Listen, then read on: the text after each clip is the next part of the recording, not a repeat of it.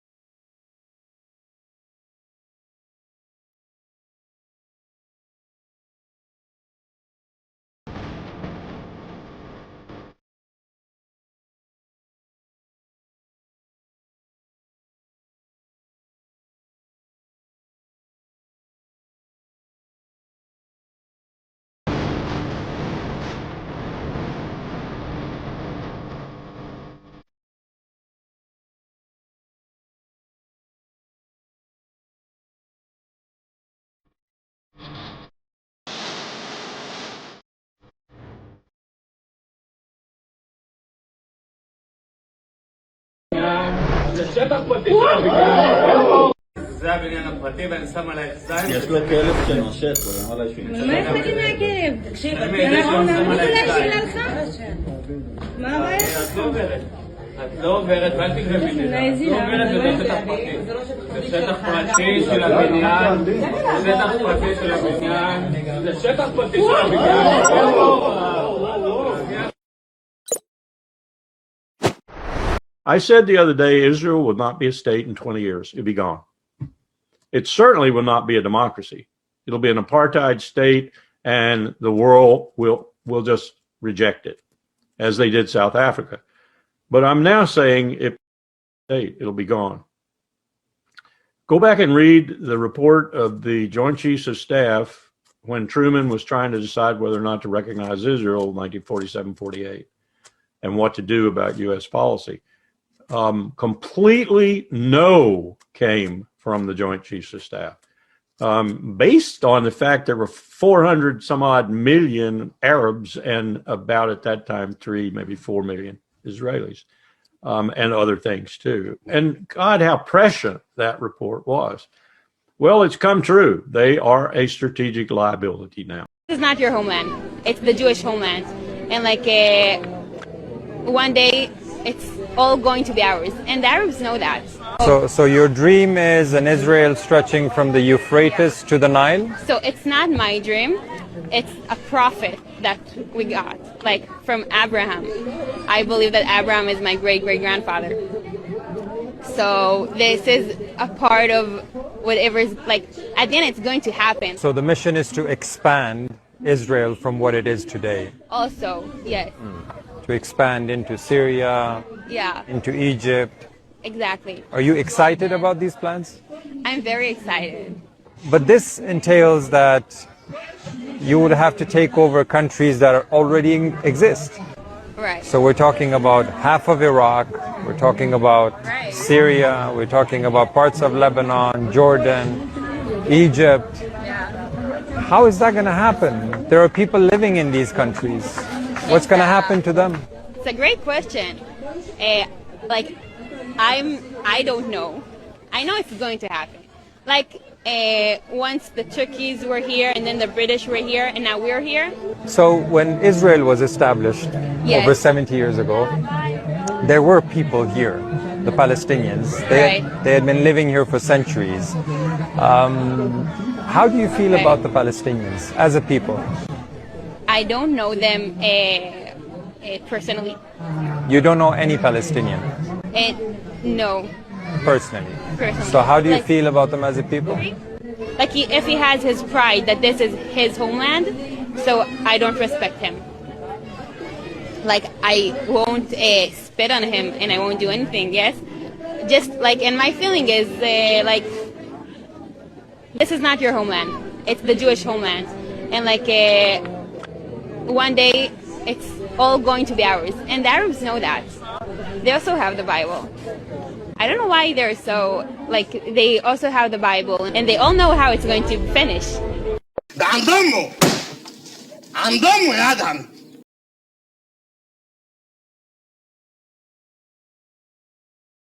Well, UAE is the biggest suckers in the world. They think that if they handed over their cybersecurity to Israel, a bunch of morons. So Israel owns them and they can do anything they want to UAE. Those idiots trust them. Oh no, they're on our side. Israel isn't on anyone's side but Israel, okay? So now come back around to what is a piece of evidence that supports this theory. Well, the Iranians took credit for all the other attacks, right? On Kuwait, Bahrain, Oman, and Qatar. There was a rumor out that maybe Israel did Qatar too. And in fact, there Tucker mentions that they might have caught Mossad agents in Qatar, right? But no, for the moment being, Iran has claimed attacking Qatar. But that's interesting because that's a juxtaposition to Iran going, what, Saudi Arabia? We didn't attack Saudi Arabia, because they're bragging about all the other attacks. They're saying, oh hell yeah, we hit them. And you see if you're safe now, UAE, when they hit Dubai. But on Saudi Arabia, they're like, what are you talking about? We didn't do that at all, right? Right. So that's a big, big difference there. And that's what makes me think maybe there's something to that. In terms of, did they catch Mossad or not in those countries? Well, presumably we're gonna find out, right? I mean, we might not, maybe they'll bury the news, etc. But if we find out, then they did, right? But for now, that's not a good enough source for me to say it definitively happened, right? So I come back to, I don't know who hit Saudi Arabia, but now Israel is on the table.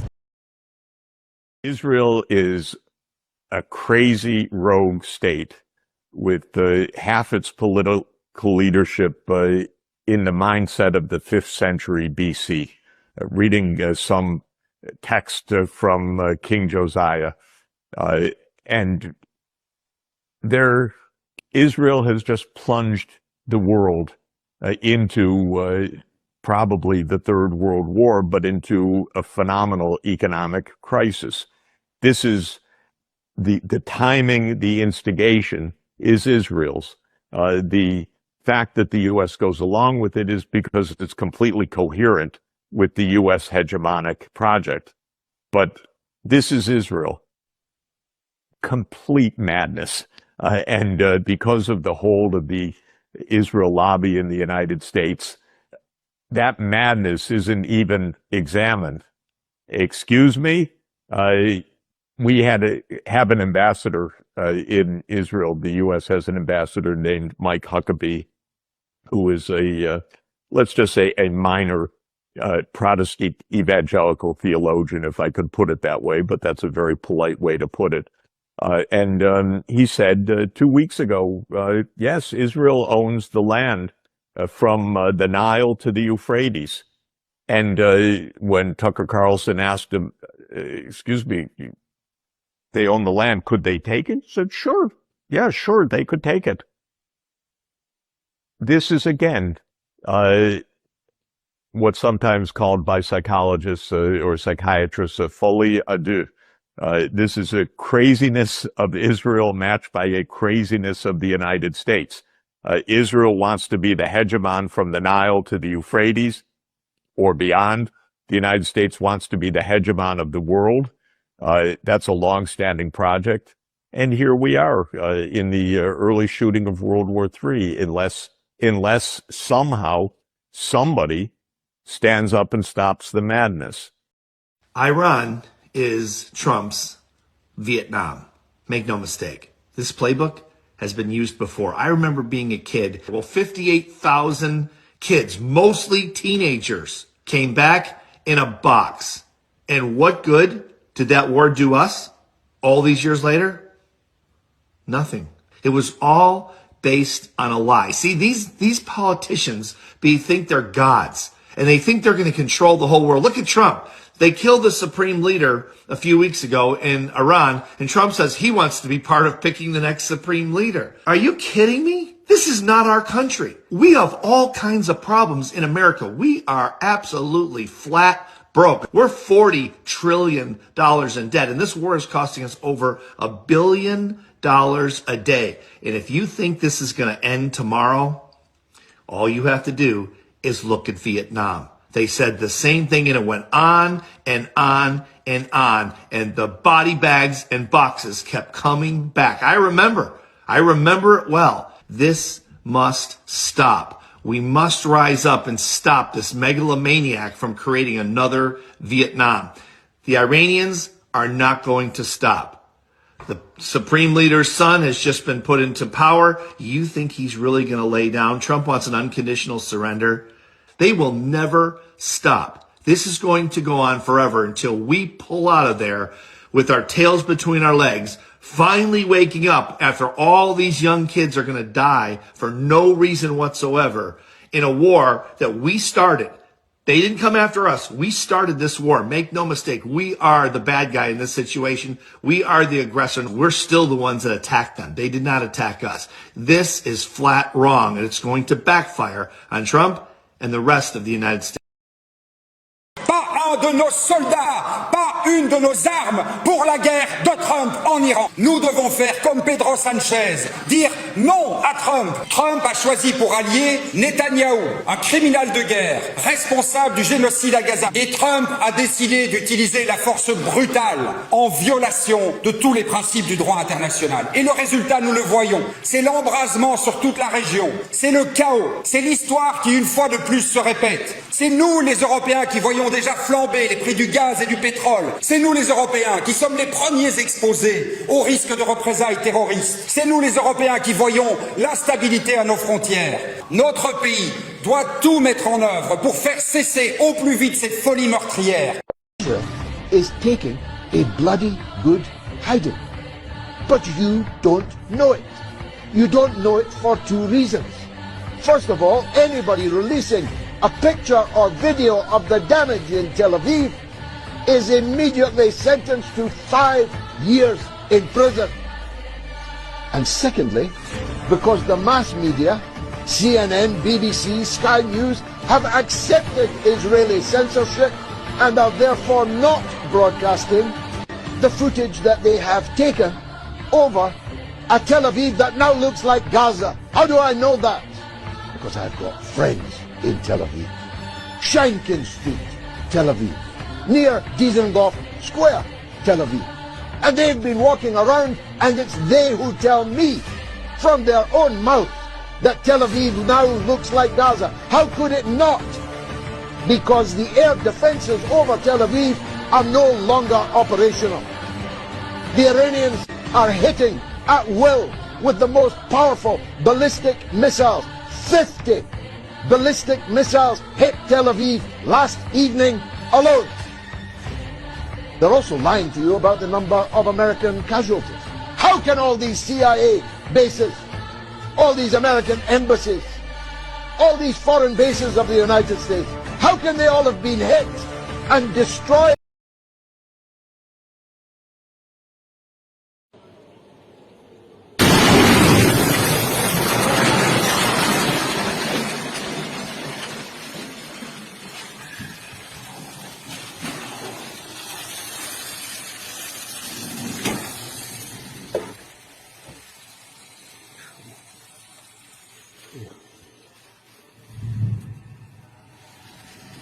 יואו, הלך הבניין. יואו, יואו.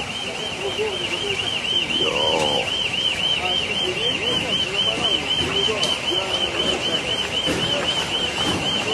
בוא'נה, יש אנשים לכודים. וואו.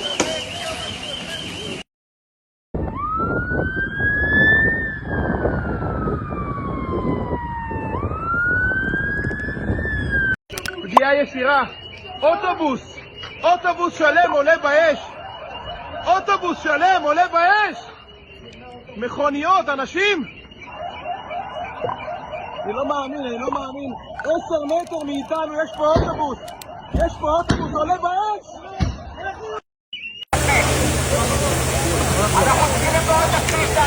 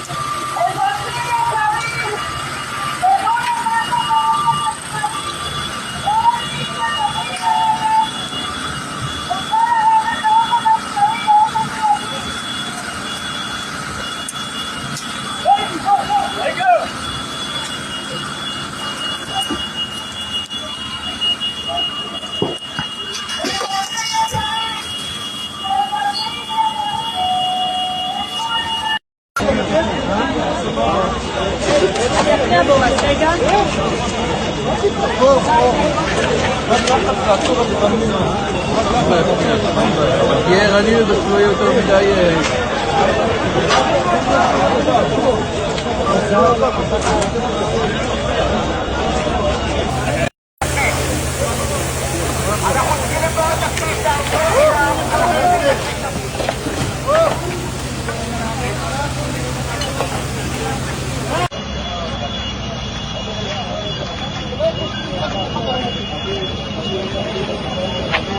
בשרפה על הגג ובסריקה במבנה. עד כאן?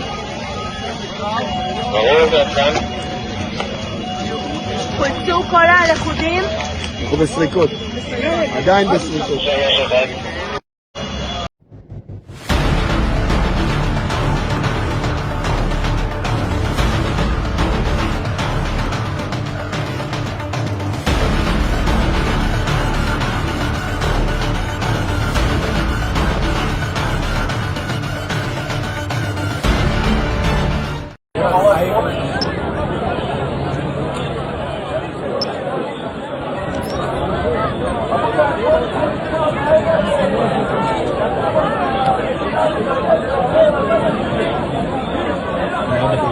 הם עושים כל הזמן,